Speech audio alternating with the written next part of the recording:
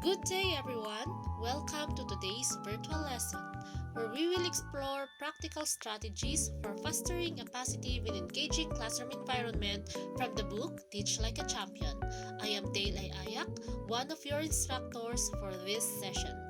I hope you're all ready to dive into some exciting learning. So, by the end of the lesson, expected that you will be able to kindly read it with me, define and understand the concept of reject self-report, identify techniques to avoid self-report questions, and apply understanding through answering a short evaluation. Let us proceed to the first teaching technique under the first chapter, Check for Understanding, which is Reject Self-Report. This technique aims to avoid checking understanding through rhetorical questions. Now, what do we mean when we say rhetorical questions? This emphasizes a point by posing a question without expecting an answer. Like for example, someone asked the question, "Do birds fly?" implying, "Isn't it obvious?" Or the question, "Who knows?"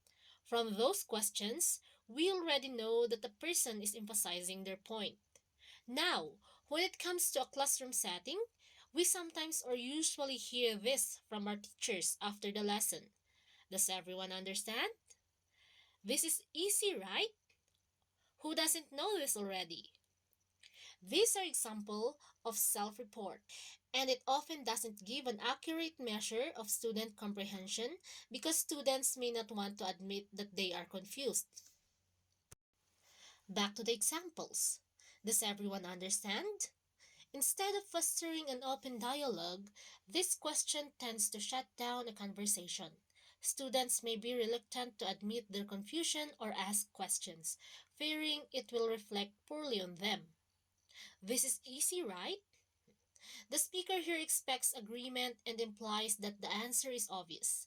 The phrasing suggests that the speaker believes the material is simple and expects the listener to concur, rather than genuinely seeking the listener's perspective. As a teacher, we should know that not all students learn at the same pace. So, students who don't find the materials easy may feel embarrassed or anxious because they don't want to admit that they are struggling with something that's implied to be simple. That results to a reluctance to ask questions or seek help. Lastly, who doesn't know this already? This can create a sense of shame or embarrassment among students who are unfamiliar with the topic, potentially discouraging participation and engagement. So now, how should we reject self-report? Teachers are encouraged to use more direct methods of assessment instead of relying on students' verbal assurances. This can involve cold calling students to answer questions, using formative assessments, or having students demonstrate their understanding through activities or explanation. This is to gather evidence of student learning rather than accepting their self-assessment at face value. Like for example, instead of asking, "Do you understand the concept?" you should ask, "Can you explain how this concept applies to real-world scenario?" Or, "Can you explain it in your own words?" This question helps students analyze and understand the lesson so that they can relate it to reality or explain it in their own words. Another example, it is good to ask students what questions do they still have regarding the topic.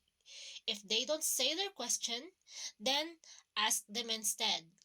This helps you uncover gaps in their knowledge or areas where they are uncertain. By doing this, teachers ensure they have a clear picture of who is grasping the material and who might need more support, leading to better overall instruction. Now, let's test your understanding with a few quick evaluations. I'll ask the question and I want you to pause the video to think about your answer. Ready? Here's the first question. What is the first teaching technique under the first chapter, Check for Understanding?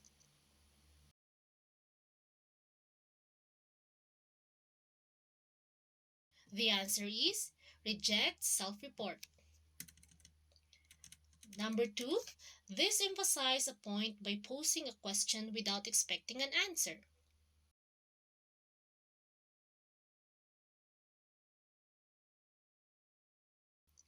The answer is rhetorical questions. Now, the next questions are multiple choice. Here is question number 3. Which of the following is an example of rhetorical question? Letter A. Can you explain this concept in your own words? Letter B. What questions do you still have? Letter C. This is easy, right? And letter D. What did we learn today?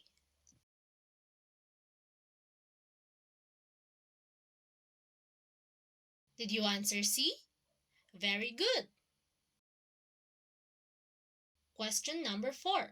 What is one strategy teachers can use to reject self-report? Letter A. Relying on students' verbal assurance of understanding. Letter B. Using formative assessment or cold calling students to answer. Letter C. Asking rhetorical questions to reinforce the lesson. And letter D. Asking students who doesn't know this already.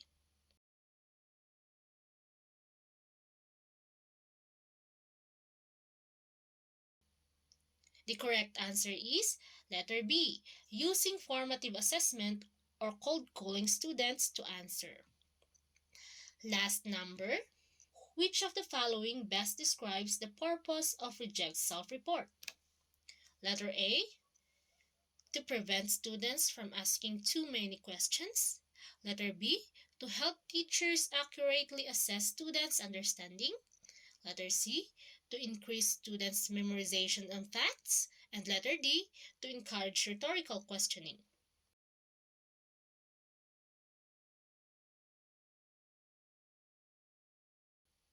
The answer is letter B, to help teachers accurately assess students' understanding. Great job! Alright, let's do a quick recap of what we learned today. We've explored that relying solely on self-reports as teachers might limit our understanding of our students' learning needs and may even impact our effectiveness in the classroom. So as a teacher, as we have discussed earlier, we are encouraged to use direct methods of assessment instead of relying on students' verbal assurances, like cold calling students to answer questions, using formative assessments, or having students demonstrate their understanding through activities or explanations to gather evidence of student learning rather than accepting their self-assessment. As we wrap up, I want to encourage each of you to reflect on how you assess and support student learning. Remember, growth in teaching is an ongoing journey. By continuously seeking ways to understand or impact, we not only help our students but also grow as an educators. Thank you for your time and participation today. Keep challenging yourself and let's continue to strive for excellence in education. Have a great day and see you in the next session.